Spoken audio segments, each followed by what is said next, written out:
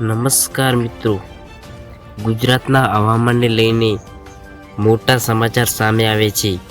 ક્યાંક વરસાદની રાહ જોઈ રહી છે તો ક્યાંક વાદળો સક્રિય થવાની સંકેત મળી રહ્યા છે. આગામી દિવસોમાં કયા જિલ્લાઓમાં વરસાદની શક્યતા છે? ખેડૂતો માટે શું સારા સમાચાર છે અને શું મોસમમાં હવે જોર પડશે? અને આ વિડીયોમાં તમારી મહત્વની માહિતી જાણવાની છીએ, તો આ વિડીયો અંત સુધી જોતા રહેજો.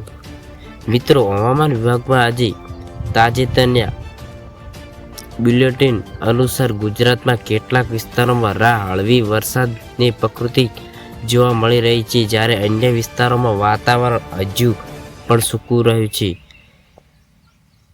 દેશભરમાં 2026માં મોસમ સામાન્ય કરતાં થોડું નબળું રહેવાની શક્યતા દર્શાવવામાં આવી છે અને હજુ મહિનામાં વરસાદ સામાન્ય કરતાં ઓછો રહેવાનો છે આગામી કરતાં.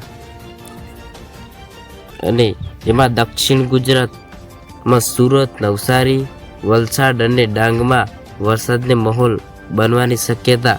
મધ્ય ગુજરાતમાં વડોદરા, ભરૂચ, આણંદ, અમદાવાદમાં વાદળછાયું વાતાવરણ. સૌરાષ્ટ્રમાં રાજકોટ, જામનગર, જૂનાગઢ અને અમરેલી છૂટાછવાયા વરસાદ ઝાપટા. કચ્છ કેટલાક વિસ્તારોમાં ગરમી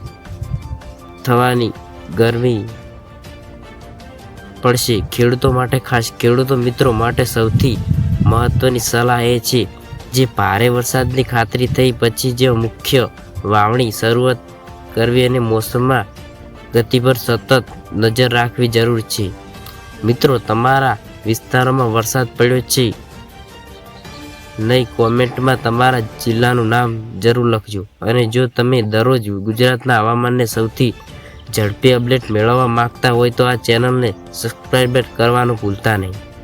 આગામી 48 થી 72 કલાકમાં ખૂબ જ મહત્વ બની શકે છે. હવામાન ઝડપી ફેરફાર થવાની શક્યતા છે અને વરસાદની નવી સિસ્ટમ સક્રિય છે નહીં, તેથી આ ઉપર સૌથી નજર રહેશે. આ આજના ગુજરાતી સમાચારને આવી જ તાજી સચોટ માહિતી અને ચેનલને સબસ્ક્રાઈબ કરજો. વિડીયોને લાઈક અને શેર કરો. આગામી હવામાન અપડેટ હું તમને આપી શકું. જય હિન્દ, જય ભારત.